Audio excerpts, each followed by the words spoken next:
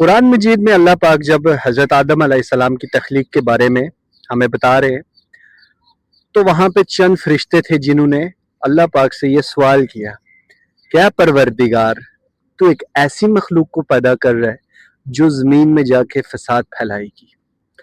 تو اللہ پاک نے فرشتوں سے کہا کہ جن چیزوں کے بارے میں جانتا ہوں تم نہیں جانتے۔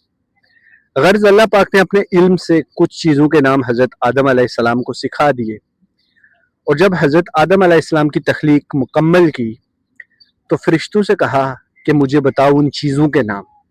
تو فرشتوں نے کہا، اے پروردگار تو جانتا ہے کہ ہمیں اتنا ہی علم ہے جتنا تو نے ہمیں دیا، اس کے بغیر ہم کچھ نہیں جانتے۔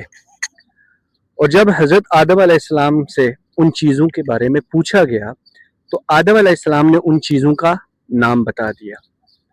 یہ واقعہ ہم سب نے سنا ہے، ہم سب اس کو جانتے ہیں اور قرآن میں بہت بار پڑھ بھی چکے ہیں، مگر اس کے پیچھے کیا سبق کیا آپ جانتے ہیں؟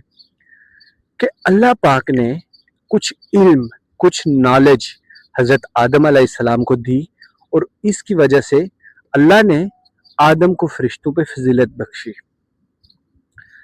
غرض اللہ نے انسان پیدا کیا اور احسن تقویم بنایا، اللہ نے انسان کو عقل دی، پڑھنا لکھنا سکھایا، اور پھر سب سے بہترین کتاب قرآن مجید ہمیں دے دی۔ جب تک ہم نے قرآن کو، دینی علم کو، اسلام کو، سائنس کو اکٹھے رکھا تو ہم نے 1000 سال اس دنیا پہ حکومت کی۔ ایک وہ دور تھا جب مسلمان اس دنیا کی سپر پاور تھے، سب سے زیادہ ایجوکیٹڈ لوگ تھے، سب سے زیادہ امیر ترین لوگ تھے اور مہذب قوم تھی۔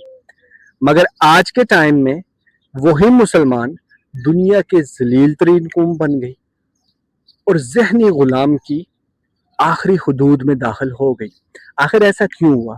کیونکہ ہم نے قرآن کو اٹھایا، کتابوں کو اٹھایا اور الماریوں میں رکھ دیا، اور ہم نے گن کے چند فرقے کے اپنے علماء کے ہاتھوں میں اپنا اسلام دے دیا، دین دے دیا، اور انہوں نے فتوے صادر کر دیے کہ قرآن کو اگر ترجمے کے ساتھ پڑھو گے تو گمراہ ہو جاؤ گے، یہ حدیث غلط، وہ صحیح، یہ سائنس جو ہے وہ مذہب کی توہین ہے، یہ چیز مذہب کے خلاف، وہ چیز مذہب کے خلاف۔